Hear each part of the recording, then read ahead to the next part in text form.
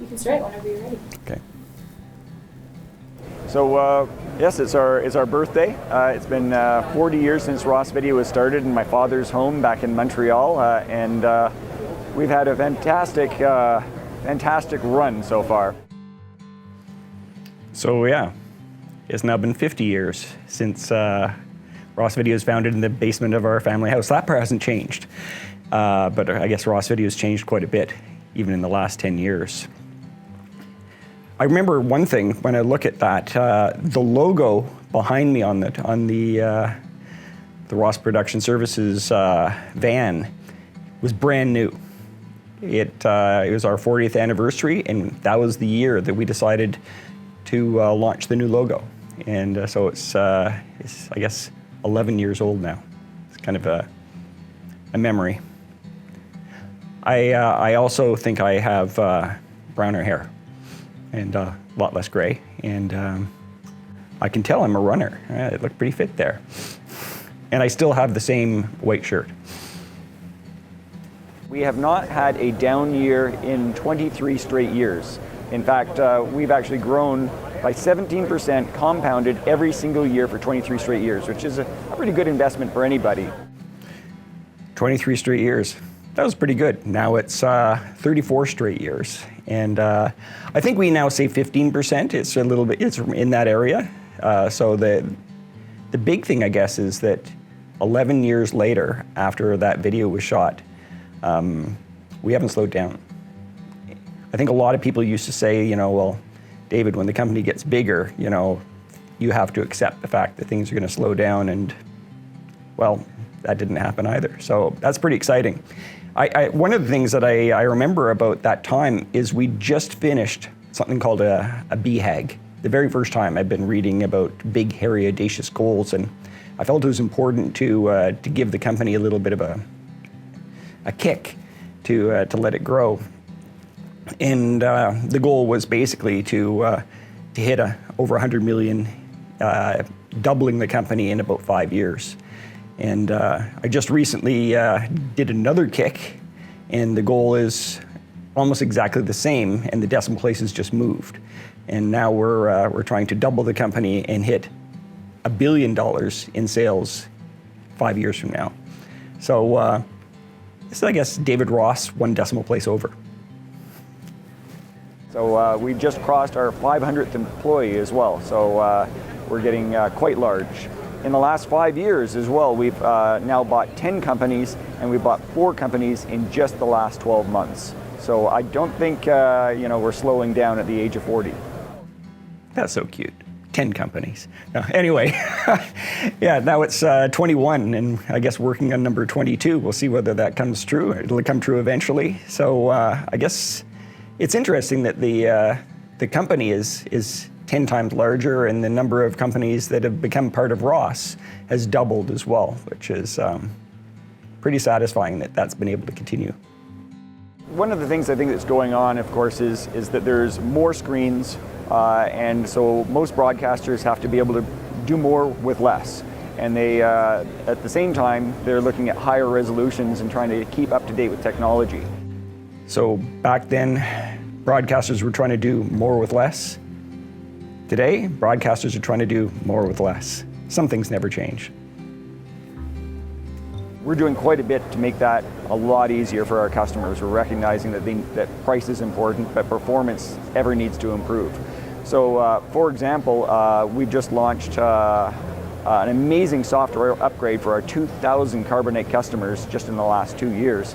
And we have given a free upgrade from 2 MEs to 2.5 MEs. We've added 4 mini-MEs for free into that product. And just new at the show, we announced that we're going to get them allowed to move from 1.5G to 3G with a software upgrade for free again. And that's on top of our Platinum lifetime free support. So I think we have some very happy customers that are going to be able to do a lot of progressive scan work now with equipment they didn't think was progressive scan. That guy 10 years ago, he was really good at rattling off the details, wasn't he? He was like snappy. To be young again. I hope I'm still somewhat snappy. That's pretty cool. Anyway. We're also launching at the high end a new top-of-the-line production switcher series control panel rack frame called Acuity, which I hear is a little bit harder to say in German, so my apologies for that. But it is, the best way to describe it is if Steve Jobs was to have designed a production switcher, this is what it would have looked like, because it just looks like an enormous iPhone. It's just gleaming in chrome, and it's a completely new, beautiful design. You know, it's interesting when I'm looking at myself talking about the look of the new Acuity and the gleaming edges on it and so forth. That was the start of something new at Ross. We've been focusing before that a lot on just making sure that technology was solid and the price was right. And from that point on, we started to hire a lot of industrial designers, a lot of UX experts, and now we have a whole team that are trying to create beautiful, beautiful Ross products. It's not just the new Acuity, it's everything that we do.